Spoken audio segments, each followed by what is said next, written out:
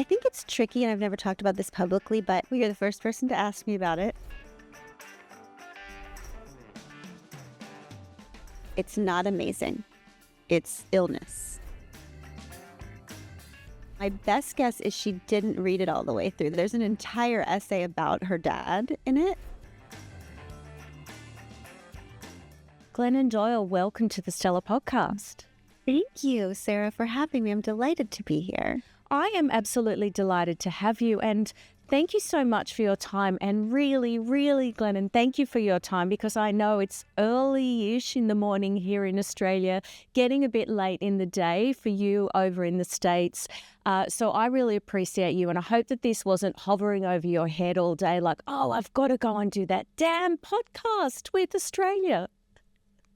Sarah, I have to tell you, I am only a morning person. I think when people say they're a morning person, they usually mean they're better in the morning. But I can only think in the morning. By 11 a.m., I'm out of ideas. So this is going to be very interesting because it's 4 p.m. here. I actually told my kids, I'm going downstairs to do a podcast. And my oldest said, can you talk?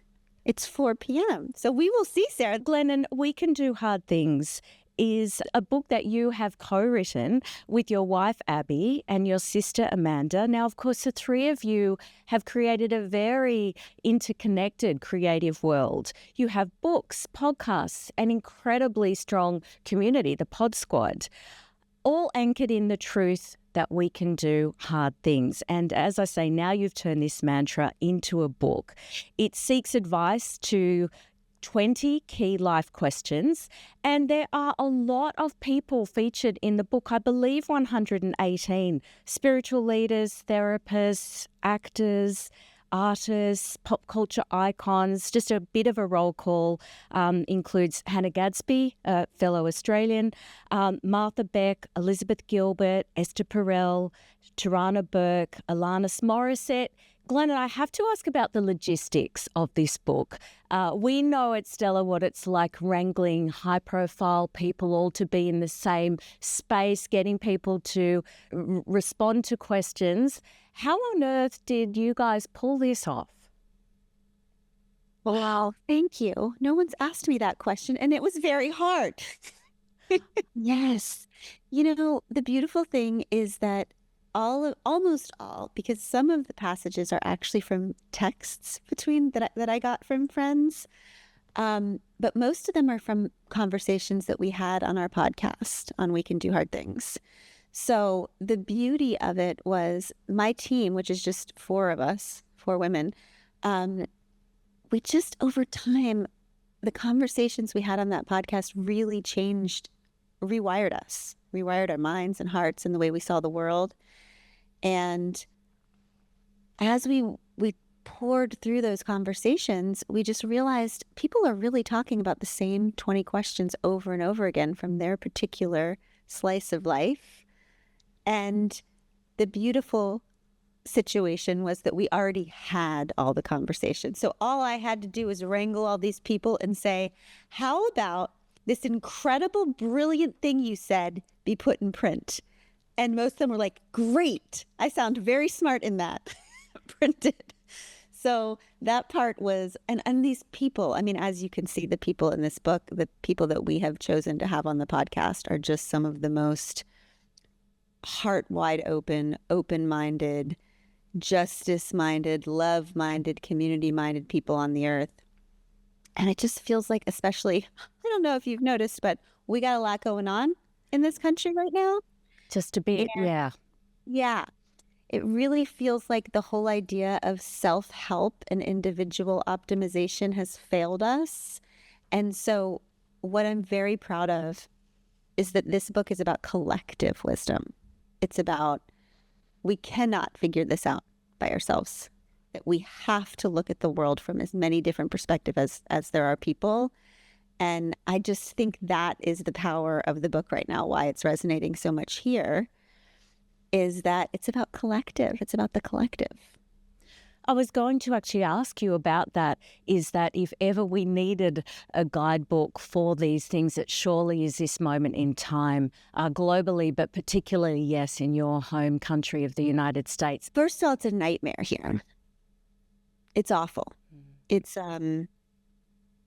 we are seeing our neighbors be rounded up in front of us. I see it with my own eyes all the time. We are um I was just in children's immigration court watching 2-year-olds represent themselves in court, having been separated from their families. It's a nightmare. My family and every LGBTQ family I know is terrified. Parents with trans kids are leaving if they can. It's a really scary time here. We we actually with this book we did a tour. We went. I did not.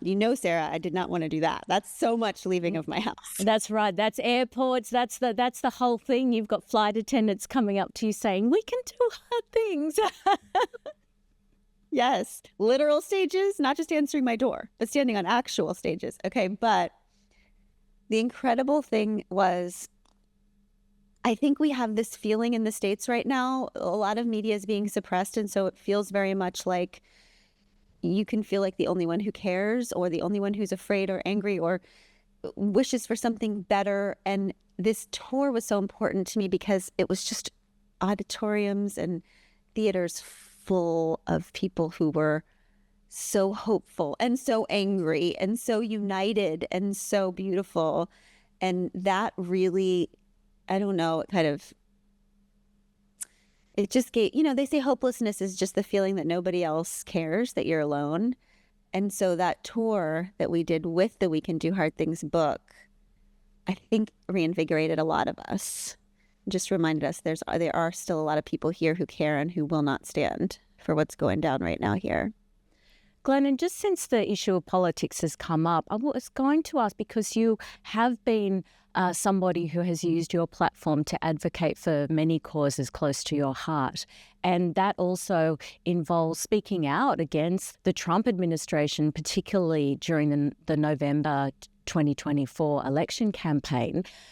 Recently, Donald Trump's daughter, Ivanka Trump, posted on Instagram, and she's holding your memoir, Untamed, which I've already mentioned. And I really wanted to ask you how that feels. How does a moment like that sit with you? Well, you're the first person to ask me about it. My team sent it to me, and I just kind of looked. I just was stunned. I just didn't process it completely.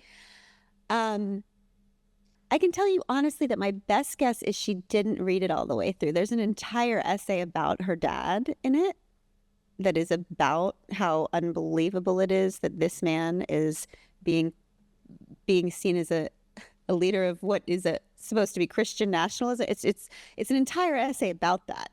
So I think she probably didn't get all the way through. But I guess all I can say is I hope she reads it. I hope she reads it really, really carefully. That's what I'll say about that.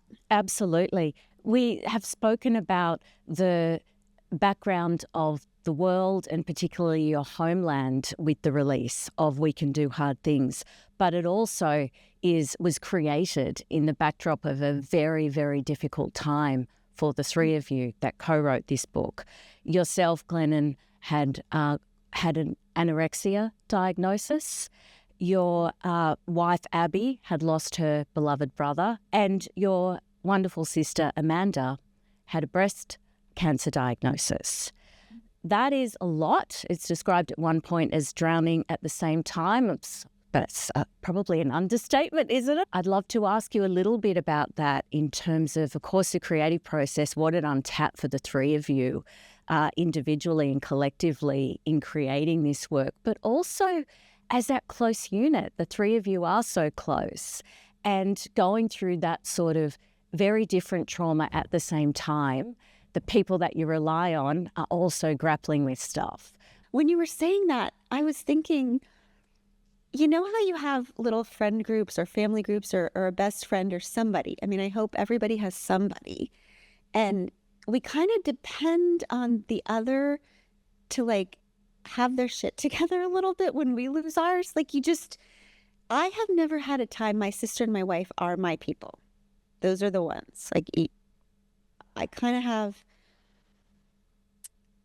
I don't know. I think maybe because I depend on the two of them, I don't actually have as many like friends in a wider circle than those two. I depend on those two probably maybe a little bit too much, but I am used to that one of them being steady. Absolutely. And I kind of felt like when I got my new anorexia diagnosis, and I have been dealing with eating disorders since I was 10. So this is not, it was just, I felt humiliated. I think embarrassed is the word I felt the most. Just that I could not believe I'm still dealing with this. Like, do I have to actually tell people? I just felt like everyone in my life was going to be like, get over it. That's how I felt. But it felt like I was drowning and I looked over at the shore and both of the lifeguards were like passed out. That's how I felt in the moment. My lifeguards were also having their own moment. And this interesting thing happened where, I don't know if this happens to you, but it feels like a very bad design of life that when trauma comes, that's the time we can't remember anything we know. Like, that's the time we can't call up all the wisdom we've learned about how to make it through. And that sucks. But I have learned that that actually is what happens in trauma. Trauma causes this little mini dissociation. I used to just think, my family used to call me Dory. I don't know if you know Dory from Nemo, where it's like every day it's just like, here I am, brand new. I remember yesterday. Yes. But that is how I felt during that time. Like, I couldn't access anything I knew about how to make it through hard times. And unfortunately, Abby felt the same way, and so did Amanda. So we were just kind of staring at each other, blinking. And this cool thing happened, which is that I started writing down little sentences or quotes or paragraphs that we had said to each other on the podcast and sending them to my sister to help her through the cancer thing. And it was like, some of the things were things she had said. You know, it's like people would come up to me in the grocery store during that time and say, oh my God, your books helped me through so many hard times. And I used to say to them, Sarrah, can you remember any of the things I said that helped you? That Would might you read it to me now? So then she started writing down things about grief for Abby. And we had this little file going around. Abby started writing things down for me about body, and, you know, it became the how do I make peace with my body chapter. So we kept this kind of file that we were just using as an anchor outside of ourselves, which is so funny because I've spent my entire life telling people that they have all the answers inside of them. I'm no longer positive that's true. And then a friend, like 3 months later, my friend was going through this horrible breakup, and I sent her on an email the file we had about grief. And she wrote back and said, Glennon, can you just make me this for all the categories of life? This is what I need. And I thought, yeah, I actually can do that. And that's how the book started. That's how the book was born. Yeah. And that's great. And it really feels like that. It feels like you are dipping in and out of conversations between these incredibly wise people, but also very vulnerable, and people that are just in the middle of it. And there's moments where people go, this is just, I don't know what to do. Or then there's moments where someone has a realization and the other person will say, yes, exactly that. It's great. This is what I want to ask you if this comes through, because I actually can't stand it when people pretend to have all the answers. Like, I'm allergic to it. Anybody who is, I don't, this whole genre can feel very snake oil salesman-y and like 5 steps to enlightenment, all this crap that I cannot stand. And so I feel like what I needed it to be was not people telling you how to walk a path, but like people who have been on the path and just showing you snapshots, like showing you Polaroids of what they've seen on the path or what you might see or what, but that it's not in any way prescriptive. That is absolutely how I have experienced the book. So I have the hard copy with me for research purposes, but I've actually been listening to the audiobook. And that's why it has that real conversation component. And there are parts that are really relevant and resonant to the point that you almost can be a bit overwhelmed, take a moment. And there's other moments that aren't necessarily your experience. And obviously this is me responding, but I would imagine everyone would have that, whatever their own path is. And that is exactly it. It is not this sort of guru on the mountaintop. It's lived experience, which I know can be an overused word and is a bit of a buzzword, but it genuinely is that. And Glenn, I just was thinking when you were saying that, how when I was doing that Google search on Ivanka and those headlines that I saw, and one of them described you as self-help guru. And I thought, I have to ask Glennon about that, because having read We Can Do Hard Things, I don't imagine that is at all how she would self-identify, because that is not how this work is reading. Sarah, don't get me started on the self-help. Okay, Sarah, I have so many male counterparts, okay, who write about the same things that I write about, who write about power and power dynamics and life and relationships even, and politics and community. Do you think that any of them are ever labeled self-help? My books will be in the self-help aisle. My counterparts, men, will be in leadership. Okay? Do you ever hear a man's work described as self-help? No. Because men, they're good to go. They just need some leadership skills. Women are just a mess, and they just need help with their little selves. That distinction is it's in every area, right? It's like, that's the literary version but even, okay, bodies, men are taught to like bulk up, bigger, and women are taught to get smaller and money. Men are taught to invest. Women are taught to save. Every single category is about men. You're good to go. Just get bigger, get bolder, go for it. And women, self-help, you're not even ready to leave the room. Just get smaller and smaller and fix yourself before you can even approach the world. So yes, I have many issues with the self-help title, and I think it has a lot to do with gender. It's unbelievable that we're still here in 2025. And you know what? The whole navel-gazing thing is so interesting. Like, God forbid a man do a little bit of self-reflection. I would like some men to look harder at their navels, honestly. I think that would do us all a little bit of good. Glenn, and I love the way that you spoke about yourself and Abby and Amanda and everything happening at that same time.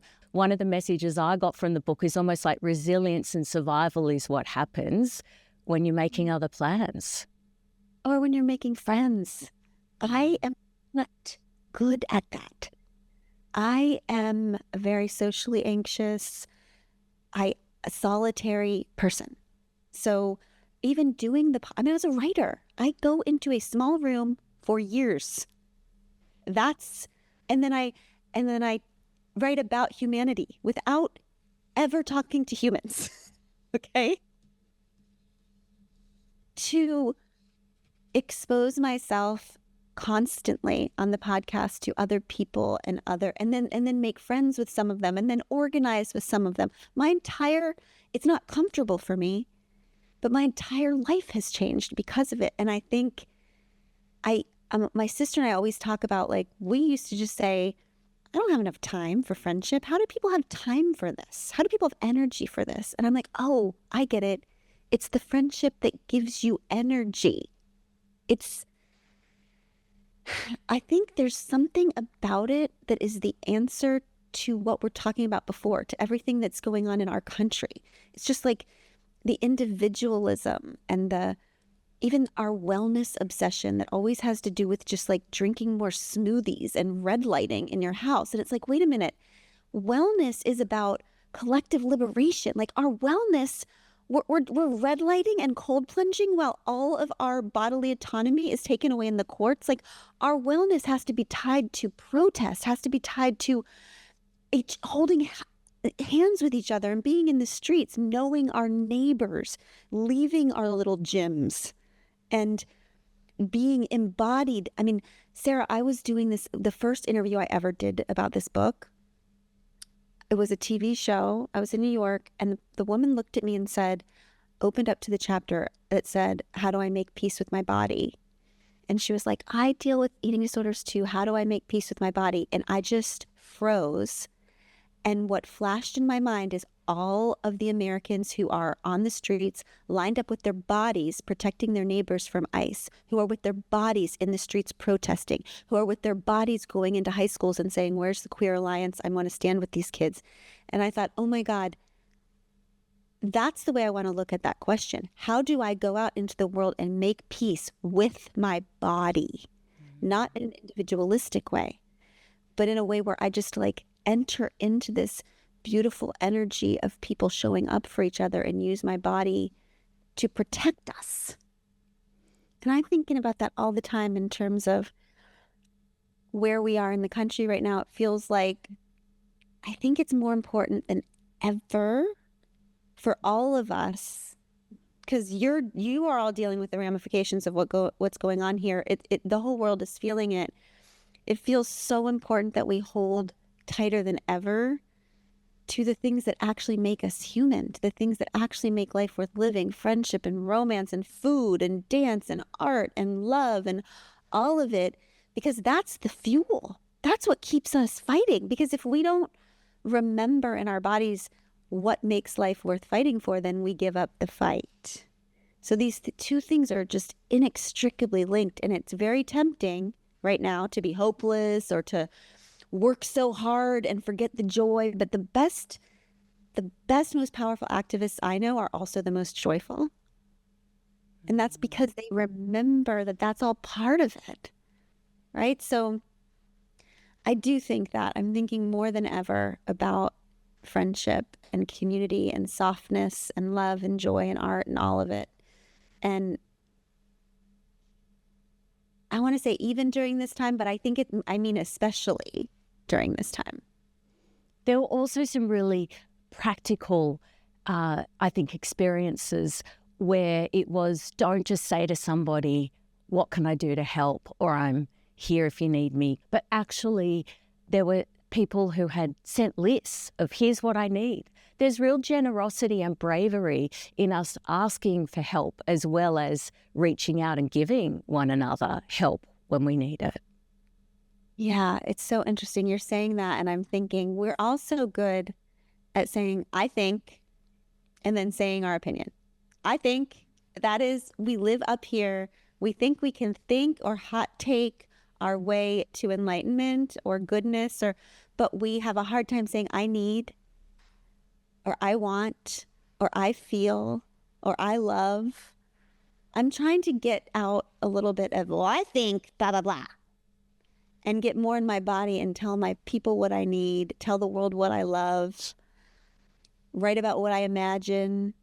Just think there's a lot, and there is such specificity to love.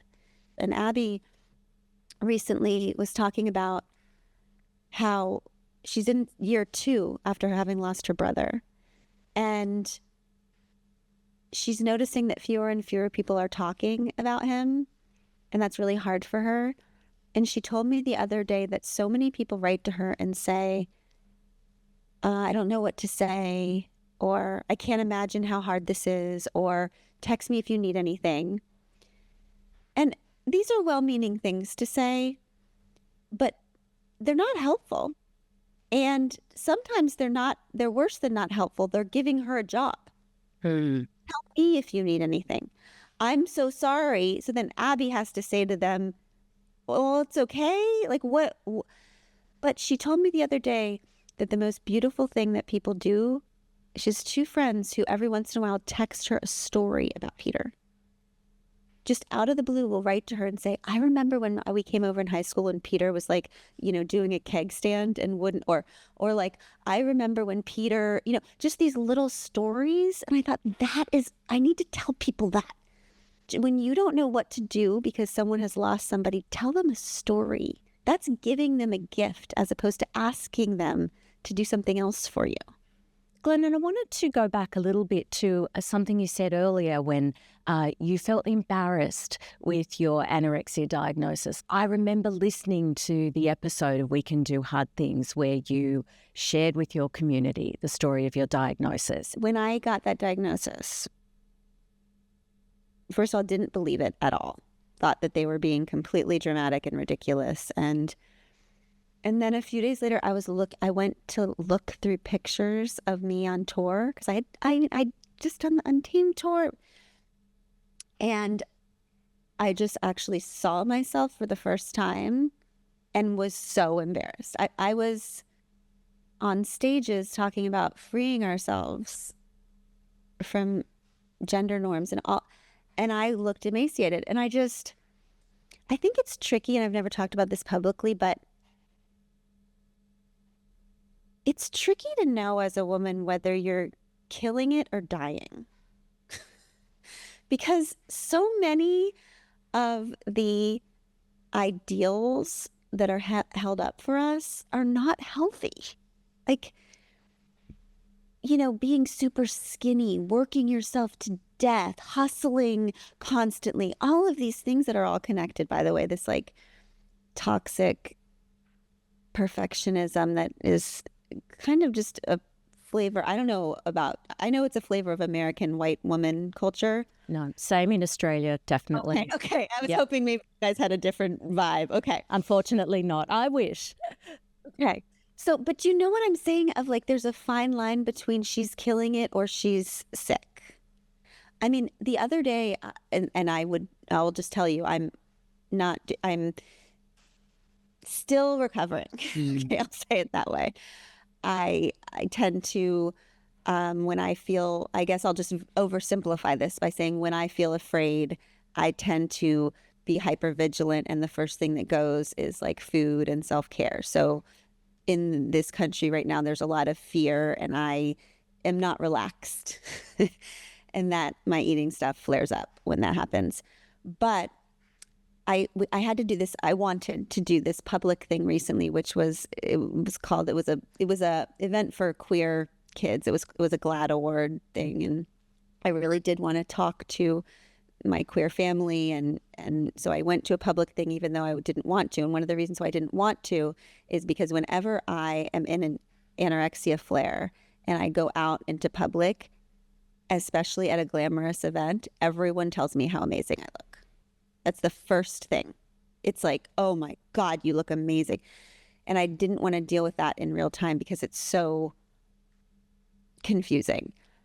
But I had this great moment where we were on a red carpet, which is my effing nightmare. And this woman walked up and said, oh my God, you look amazing. What's your secret? I can tell she's like looks down at my ribs. She's clocking my ribs through my dress. Not her fault. This is just what we're conditioned to do, right? And Abby was standing next to me, and Sarah, I go, so my secret is that I am very mentally ill. My secret is that I have a severe eating disorder called anorexia. It's not amazing. It's illness. And I just want to tell you this because, and she had the microphone in my face. I just want to tell you this because there's lots of reasons for eating disorders in women, but one of the reasons is that since we're little, this idea just gets hammered into us that the smaller we are, the more amazing we are. And so when I go out into the world, I become complicit. I become a messenger of the very message that is killing me. So I have to, if I'm going to take this body out into the world, I also have to explain to you over and over again that this is actually not amazing. This is really unhealthy. And I don't want anybody to look at me and think anything other than, oh, she's struggling and you could see her thing. Everybody has a thing. You can just see mine. Kind of annoys me. But that's what I'm doing right now. I'm just trying to, like, even in those moments, tell the truth about it. That feels a little bit different to me. It's all I can do right now.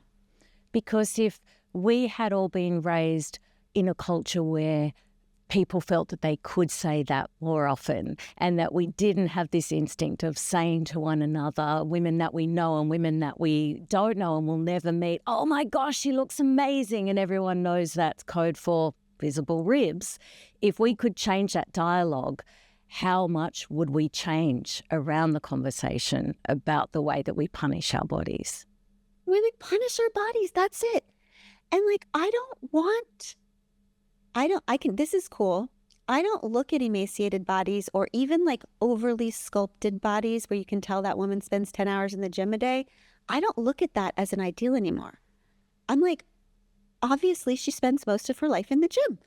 That's not how I want to spend my one wild and precious life. Like I'm looking at ideal bodies now when I look at a woman's body and I'm like, she looks like she enjoys her trips around the sun. She looks like she has ease. She looks like she likes food and enjoys it. She looks like she cares more about how she feels than how she looks. That she is enjoying this experience on this planet. I actually did say that too. When we walked away from that woman, Abby looked at me. We were silent. The woman goes, wow, thanks for sharing. And then we walk away. And Abby goes, that's going to be on your tombstone. Glennon Doyle. Wow. Thanks for sharing. And how would you feel about that? I mean, I think that's pretty cool. I think that would be just fine, Sarah. That would be just fine. That, or I like the whole, her laundry is finally done. Oh, I like the tombstone. Have you ever gotten to that day, Glennon? Have you ever gotten to that day? That's all I do all day. Is chilling laundry. Same.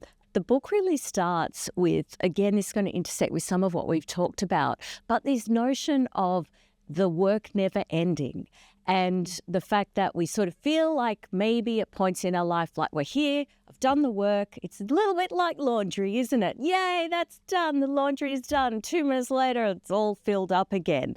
And it's like that metaphor for life. And so, especially then with someone like you, who so many people would be like, great, I read that book, Glennon's got it all together, I've got all the answers, and then it's like, and now this has happened. I love this sort of idea maybe of us all accepting, Glenn. I think you're really sort of at, again, the forefront of this conversation, that it really just is a circle. Laundry, life, discovery, we learn things, we do work, we recover, and then we sort of go back in a whole other loop. How are you reconciled or not reconciled with that concept at this point in your life and your work? Well, I think I've recently accepted it more. Like, I will tell you that I do believe that 3 years ago I thought that I was going to have a victory. I was going to have a finish line with the eating stuff, with the anxiety stuff, that I was just going to nail it one day and there was going to be an after. And I do think that this time around I have realized that that is not the case with this. These are my things. And that I'm going to live this incarnation with this particular nervous system and my particular trauma and my personality. And I will never stop trying to grow and trying to break patterns. That's really important to me. I will never stop that. But there is a level of acceptance. I am, and what's new for me is that I used to, when I got weird, Abby and I call it get weird. So that means like my eating stuff is flaring up or anxiety or whatever it is. I'm getting weird. I used to just stop everything public until I could kind of get my feet underneath me. And one time I didn't do anything public for 2 years. And this time around, I realized, oh, there's no time for that.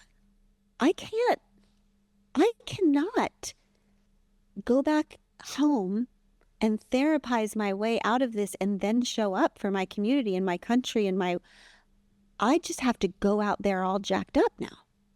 Because if the people who are brokenhearted by everything that's happening in this country don't show up brokenhearted, then the only people that are showing up are the ones that are not brokenhearted, and that would be a freaking nightmare, right? So Abby and I laugh because we have 3 kids, and when they were growing up, the older 2 could always kind of pull themselves together. Like I would say, you guys were leaving the house in 10 minutes, and the older 2 would show up all dressed up nice and ready to go. And the youngest one would show up with like, I don't know, like a pizza box on her head, like mustache painted on her, and just a freaking mess, like pajamas, just, and it would be too late.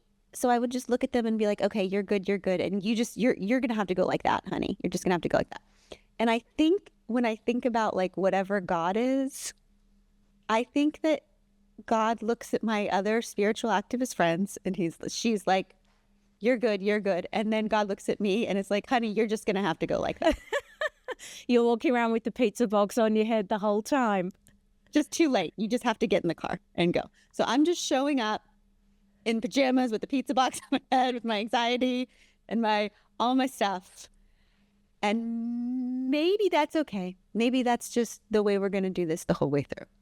And I think that's a lot of the energy and the mindset that is at the heart of We Can Do Hard Things, is that no one is waiting to be perfect or have it all together, because first of all, ain't going to happen. And as you say, we have a very small group of people that are actually showing up if we're waiting for that day.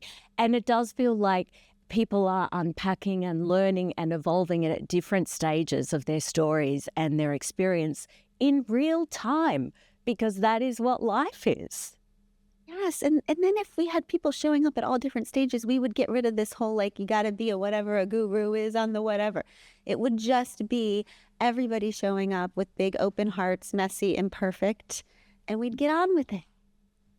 Glennon, I wanted to ask before we finish up about your relationship with Abby. It's coming up to 10 years since you and Abby first went public with your relationship. And I was thinking about, on this Stellar podcast, we've had about 200 episodes. And one of the episodes that was the most impactful, and that it was a huge conversation here in Australia, was that there was a very well-known Australian actor and performer, Natalie, and she had gone through a public divorce with her husband, who's a fellow entertainer, and they had 2 children. And she sat down with me to do an interview for the first time, and then she just really took a very long beat. And something happened in real time, again, in that conversation, and I believe that's her story to say, but at my understanding, she's since told me pretty much in the moment decided to actually come out publicly, and that she had actually left her marriage because she had fallen in love with another woman, Pip, and they're still together. And the reaction to it was profound, was probably coming up to 2 years ago.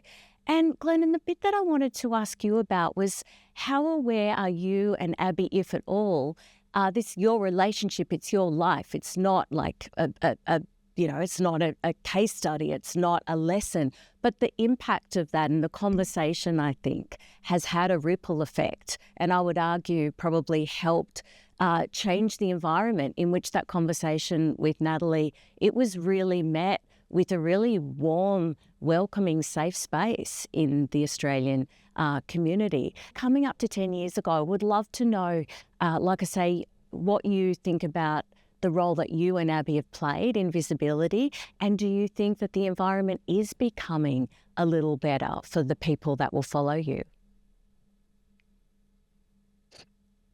I mean, that makes me really emotional. So I have been thinking about that differently in the last year, I guess. I feel so grateful that, when Untamed came out, I went through a lot. I was a lot of my readers and community were Christian. It was a very Christian base, and so there's a difference between somebody who comes out. There's a difference between that and somebody who comes out from a fundamentalist religious place. It's like infuriating to people. I think they don't understand why, but I think they're afraid that other people are also going to realize that they are free.